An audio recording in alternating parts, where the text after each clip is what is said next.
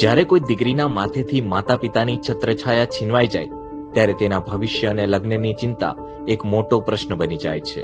પરંતુ આવી કપરી ઘડીએ ગુજરાત સરકાર અનાથ દીકરીઓને વાલી બની ને તેમની પડખે ઊભી રહી છે. આવી કેટલી દીકરીઓને સહાય ચૂકવવામાં આવી છે અને તેના માટેના શું માપદંડ છે, આવો જાણીએ.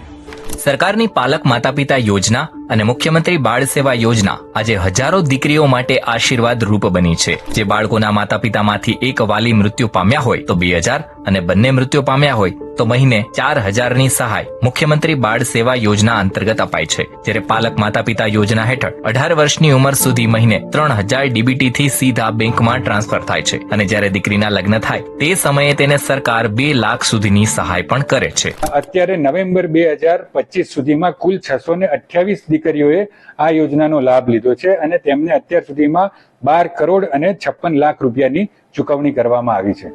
આ યોજનાનો લાભ કોને મળી શકે અને કયા ડોક્યુમેન્ટ્સની જરૂર પડે તેના પર નજર કરીએ તો આખો વિડિયો જોવા માટે ડાઉનલોડ કરો દિવ્ય ભાસ્કર એપ.